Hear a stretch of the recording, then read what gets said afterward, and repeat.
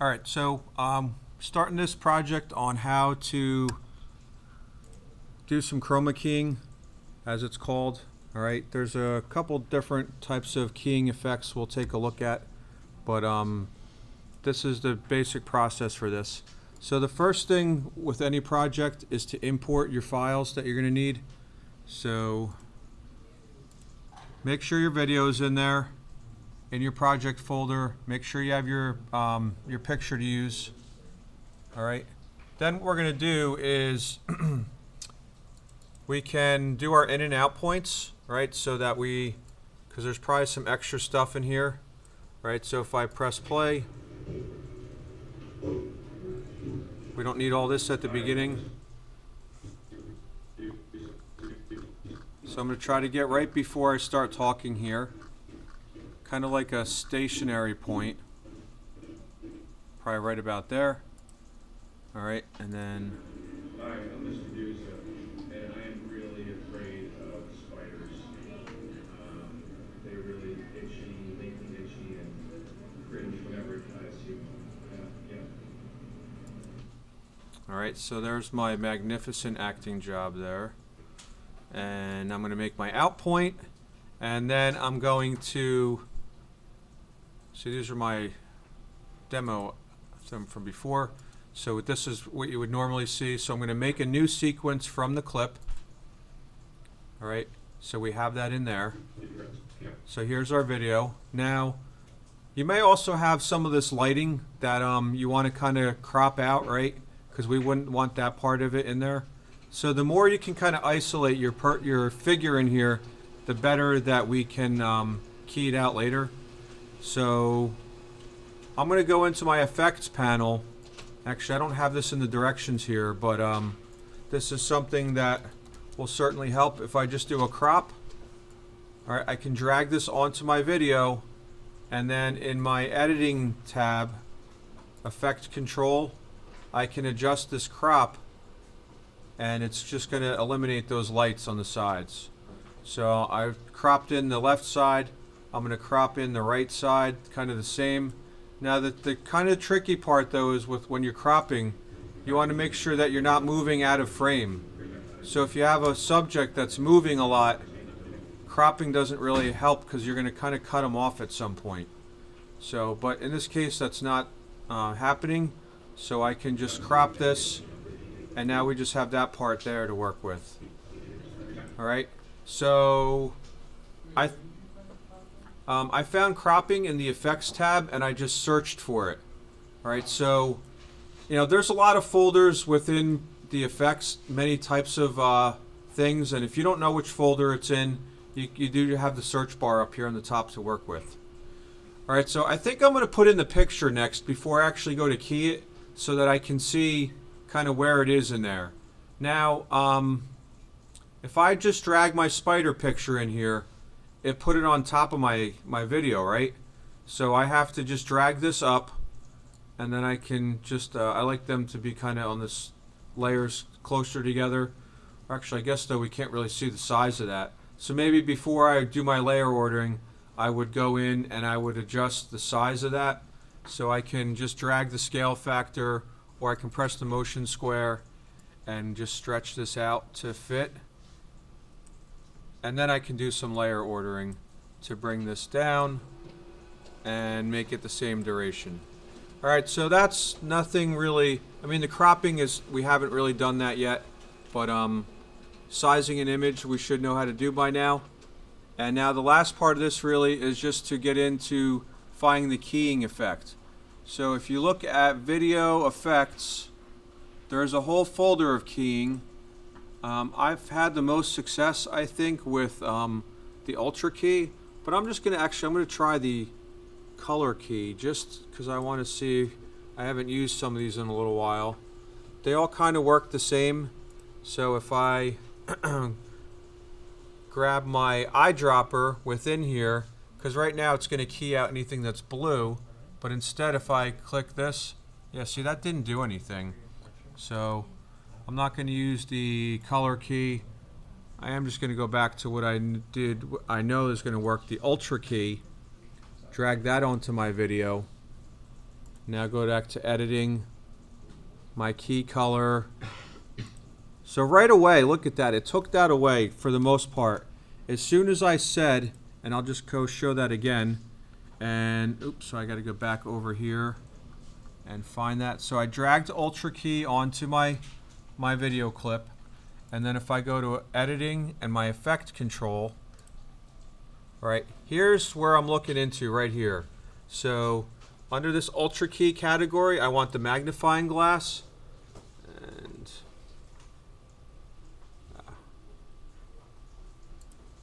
And then I'm just going to click on the background here, and that takes away the majority of it. Now, if I want to go and look at this, actually, where's my zoom in here?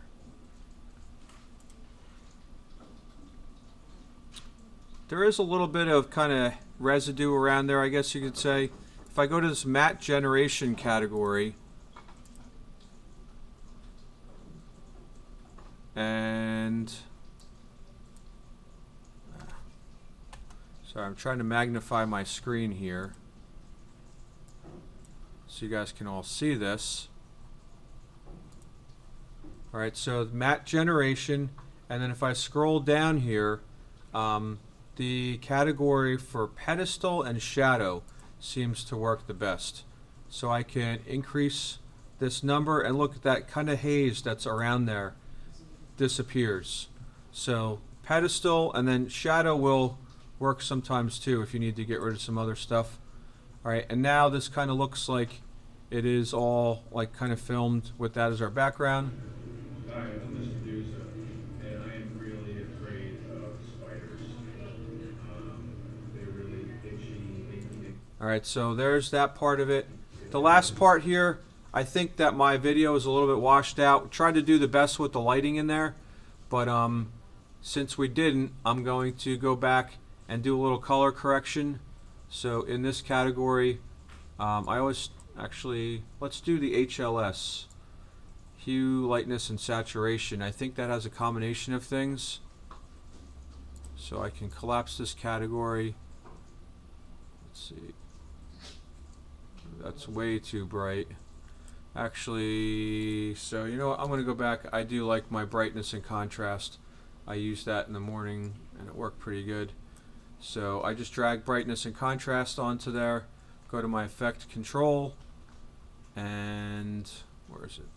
So I'm going to boost up the brightness a little bit, and then the contrast, which will darken the darks a little bit.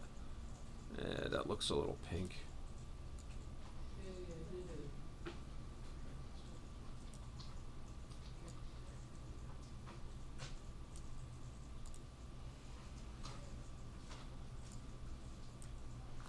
Alright, so we might be able to find something else though, another color corrector. I'm trying to see if there's something here that would make sense. But that definitely looks a little bit better. We get a little more contrasty of an image. Hi, I'm Mr. Dusa, and I am really afraid of spiders. Alright, so that would be the process here for that. I know that the audio, I didn't realize it was picking up all that background stuff. So we could have used one of those wired microphones to really isolate it. Another thing that, let's see if I can remember how to do this here. If you unlink your audio, and then you can actually edit in Audition, which is Adobe's audio editing program. Alright, Logan, let's see if you can help me on this. So try to get rid of that background noise in there. I don't know if it's going to work the same as how you had done it. Yep, so I have it in here. And this is kind of our, so we have to record our white space at the beginning, right? Actually, you think this will work? Because even in that kind of quiet moment, you still hear like... You can also just like, it's a little bit of fine tuning. Yeah. Like you select that, you just like right click it. You click capture noise blend. Yep. Then you go to. You highlight the rest of it then, right? What if I don't have like a lot of background noise? But you don't have to worry about it too much. Yeah, capture the whole thing and have it all selected. And then you do effect, right? And then Noise reduction and restoration, noise reduction process. And you can, there's like a little play button so you can hear what it sounds like first. Hi, I'm Mr. Dusa, and I am really afraid of spiders. And you can adjust that with the little bars there. like here. Like that'll bring it more staticky, and the top when you bring it up it'll be more weird. It can all just sound a little bit more robotic. Really itchy, Yeah, so itchy, and cringe whenever it type. Let's see. Yeah.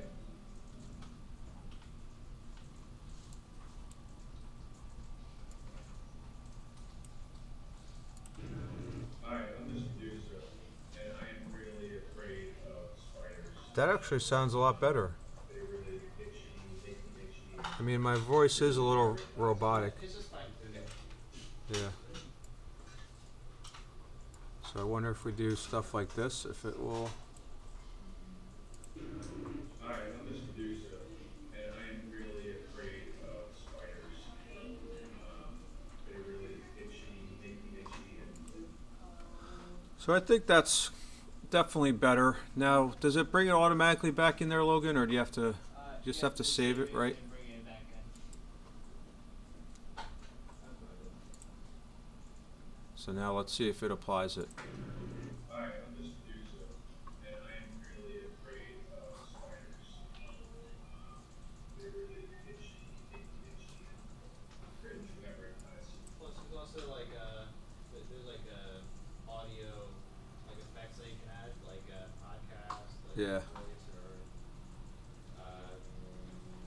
like acoustic, or it can like make the audio sound like that and less echoey. All right. Well, that's the basic process, though, for keying out your background, bringing in another image, and then doing a little bit of color correction to get your video to have some good contrast.